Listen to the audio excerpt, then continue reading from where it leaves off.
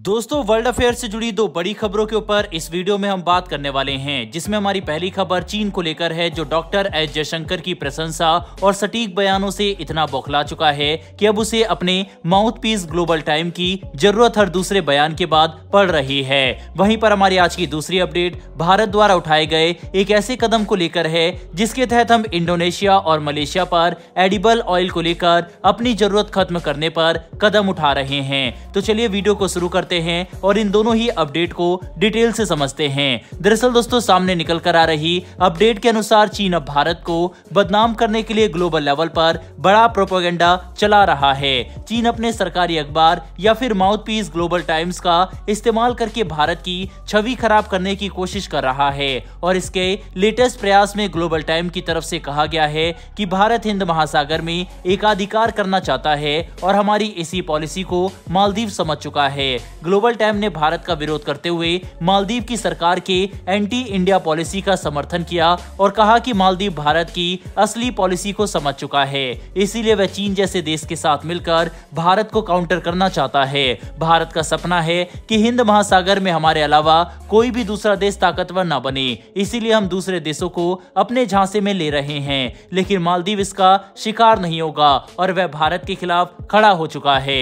बता दें कि मोहम्मद माइजू के मालदीव की सत्ता संभालने के बाद चीन और मालदीव के संबंध एकदम अचानक से मजबूत हुए, जबकि भारत और मालदीव के संबंध काफी खराब हो चुके हैं। ये कहना गलत नहीं होगा कि दोनों देशों के संबंधों में इतनी कड़वाहट आ चुकी है जितनी आज से पहले कभी भी देखी नहीं गई। इतना ही नहीं, बल्कि चीन और मालदीव के बीच में 20 से ज्यादा मेमोरेंडम ऑफ अंडरस्टैंडिंग के साथ एक मजबूत डिफेंस एग्रीमेंट भी हुआ, जिसके तहत चीन भविष्य में अपनी आर्मी मालदीव में भेज सकता है। दोस्तों, ग्लोबल टाइम्स की तरफ से भारत के खिलाफ ये जहर एक से ऐसे समय पर उगला गया जब कुछ समय पहले ही हमारे विदेश मंत्री ने बयान दिया था कि जो देश कमजोर देश को बुली करते हैं वह उनकी मदद के लिए $4.8 बिलियन का डोनेशन नहीं देते, साथ ही जरूरत पड़ने पर आगे नहीं आते। भारत ये बताना चाहता है कि हम अपने आसपास मौजूद हर देश का सम्मान करते हैं और उनकी मदद के लिए खड़े हैं। मतलब मालदीव जो एलिगेशन भारत पर लगा रहा है वह सरासर गलत है, क्योंकि मालदीव के राष्ट्रपति मोहम्मद माइजू ने कहा था कि वह भले ही छोटे हैं लेकिन भारत को इससे अधिकार नहीं मिल जाता कि हम मालदीव को बुली कर सके। ये सब इवेंट एक ऐसे समय पर हो रहा है जब मालदीव के राष्ट्रपति ने 10 मई के बाद सिविलियन क्लोथिंग में भी भारतीय सैनिकों का अपने देश में रहने से इनकार कर दिया और चीन के साथ लगातार संबंध मजबूत करते जा रहे हैं, जो ये बात साफ करता है कि अब भारत के सामने चीन और मालदीव को काउंटर करने के लिए एक बड़ी चुनौती है। बहरहाल बढ़ते हमारी दूसरी अपडेट की तरफ। ये खबर भारत की तरफ से एडिबल ऑयल को लेकर है।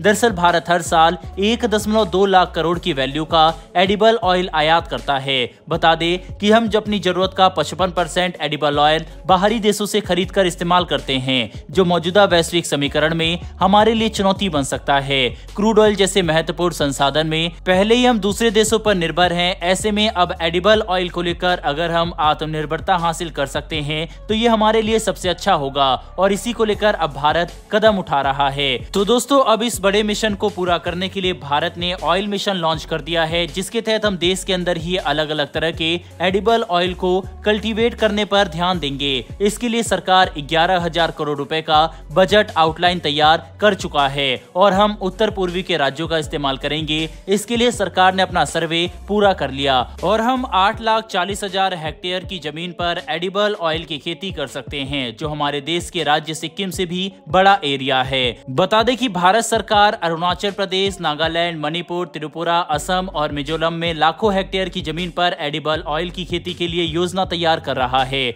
इसमें सबसे ज्यादा खेती अरुणाचल प्रदेश में की जाएगी। इसके लिए भारत सरकार 1.33 लाख हेक्टेयर जमीन का इस्तेमाल कर सकती है। उत्तर पूर्वी राज्यों को इस कदम से काफी मदद मिलेगी, क्योंकि इससे इन राज्यों को अपने आर्थिक विकास में भी मदद मिलेगी और रोजगार भी तेजी से बढ़ेगा, जो भारत के ओवरऑल डेवलपमेंट के लिए काफी अच्छी बात है। साथ ही आपको ये तथ्य भी पता होना चाहिए कि भारत जितना भी एडिबल ऑयल आयात करता है उसका 75% हम इंडोनेशिया से करते हैं और मलेशिया भी इसमें काफी बड़ा प्लेयर है। साथ ही ये देश दुनिया भर में एडिबल ऑयल के सबसे बड़े एक्सपोर्टर के तौर पर जाने जाते हैं। इसीलिए भारत न सिर्फ अपनी निर्भरता कम कर रहा है, बल्कि आगे जाकर हम एडिबल ऑयल के मार्केट में इन देशों को टक्कर भी दे सकते हैं। भारत की इस योजना पर अपनी राय कमेंट बॉक्स में लिखकर जरूर बताइएगा। इन्फॉर्मेशन और वीडियो पसंद आई हो तो वीडियो को लाइक करके हमारी आने वाली डेली वर्ल्ड अफेयर से जुड़ी ऐसी वीडियो के लिए चैनल को सब्सक्राइब कर बेल नोटिफिकेशन अवश्य दबा लें। फिर मिलेंगे ऐसी एक नई वीडियो के साथ। धन्यवाद।